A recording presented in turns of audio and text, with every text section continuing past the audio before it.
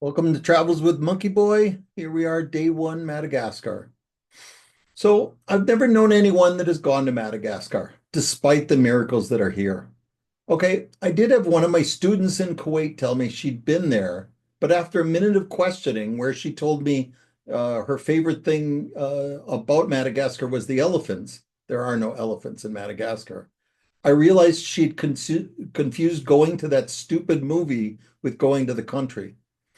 I'd also had a friend tell me after I said I was going to Madagascar, say hi to David Schwimmer for me, which I thought was weird because David Schwimmer from Friends lives in Madagascar now. Still rich actors, who knows? Then I Googled it and oh, he was in the same damn movie.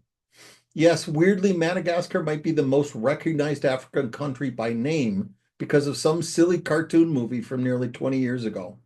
Yet no one knows of its judicial dog murdering or giant elephant birds.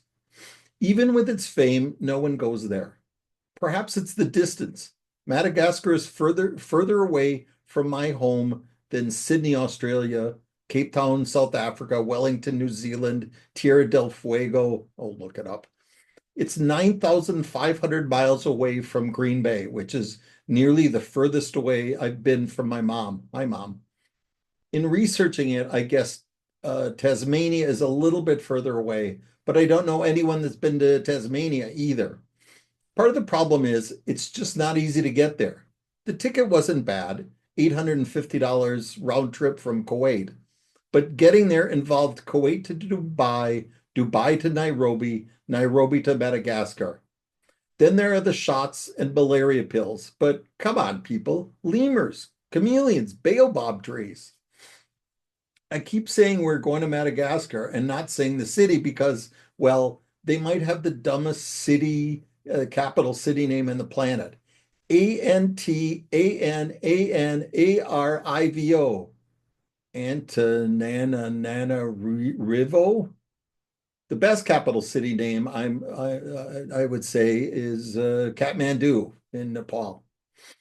Try to pronounce that. I dare you. Well, just call we just called it Ant Town during most of our planning, but even that had an ugly ring. I'm pretty sure you can eliminate any two of the ands and improve the sound. It means the word, and it's pronounced antan like a banana, Antananarivo. It means the land of 1,000 soldiers or something like that. I guess one of the queens holed up there, protected by 1,000 soldiers, and the rest is history, or a history that no one ever reads because, let's face it, you don't know the name of the capital of Madagascar until you read this, and it probably wasn't in that stupid movie. A lot of outsiders call it Tana, which is nice, and eventually Danielle figured it out. The locals pronounce it quickly, and Banana Revo, but banana with a T. The thing you notice as you fly to Antananarivo is how huge and green the island is. It's the fourth largest island in the world. Greenland, New Guinea, and Borneo are larger for you geology nerds like me. And second largest island nation.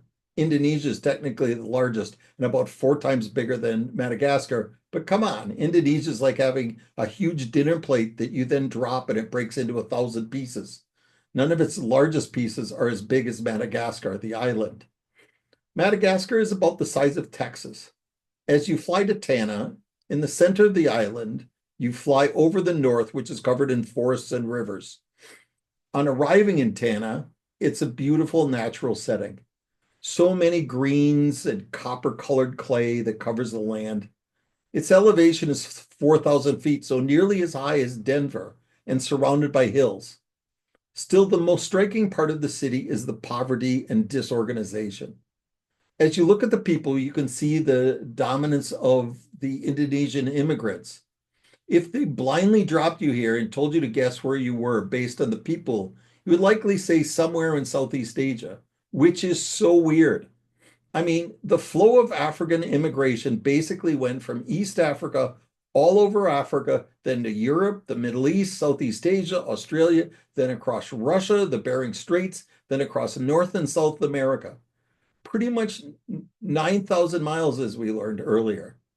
Yet here is this huge island, 250 miles off the coast of Mozambique, with 10-foot tall chickens, and they didn't bother to try to go there until 20,000 years, try to go there until 20,000 years after they made it to Green Bay. Then it was mostly settled by Indonesians from 3,000 miles away. This is an unexplained weirdness to this place. Not much else to report on day one. We flew Kenyan Airlines. The pride of Africa is their slogan, but I think Africa should sue. In some of the crappiest planes I've ever been on. They did offer free alcohol to all on the flight, which sort of makes you forget the vintage planes you're on. We landed in Nairobi with 45 minutes to catch our onward flight. And as we got off the plane, the speakers were blaring, Dan and Danielle, this is your last call. So Danielle was running through the airport and knocking people over.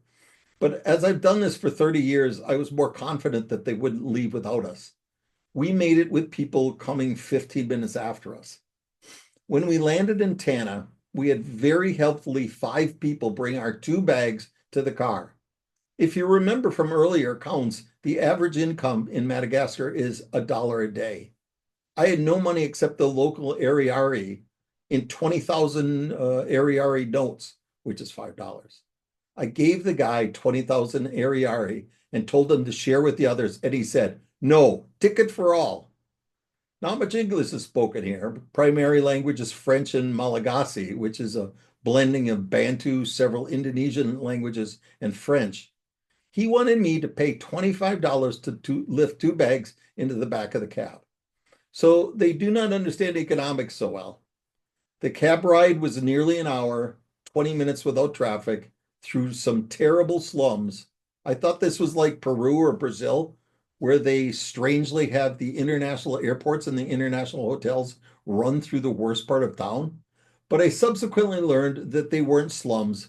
This was just Madagascar. Whenever traffic had us at a standstill, the poorest looking people I've seen came up to the windows asking for 20,000 Ariari. We stayed at the Carlton Hotel, built more than 50 years ago, and looked like it. It used to be a Hilton and the gem of Madagascar, but like a lot of the place, they just sort of gave up. Hilton left in 2007, and hoping people would confuse its name with the Ritz-Carlton, they got rid of the Ritz, which seems about right. It wasn't terrible. The AC didn't work very well, and we had to pay everyone we met 20,000 Ariari, but we settled in and prepared for our adventures starting tomorrow. Okay, I'm going to share the maps and the pictures. Let's see if we can do this. Okay, and there, whoops. We don't really need the maps. I showed you the maps yesterday. Here is the picture. Okay, not the best to take photos from the airplane window, but this is what Madagascar looked like. Lots of green valleys and rivers. They had these furry flowers on the table at the hotel. Like this is a normal thing. Like there must be furry, pretty flowers all over the island. As I said in yesterday's preface, Madagascar has lots of really weird plants. You think I'm kidding about the elephant bird? This was it. Imagine forests full of these things. Oh, humans. The middle of the country is full of people, but not so many trees.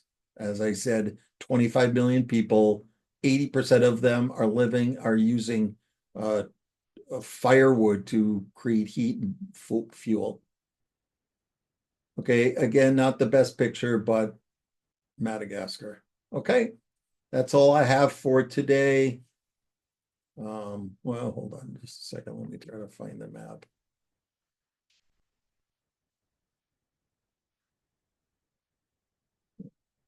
Could be it.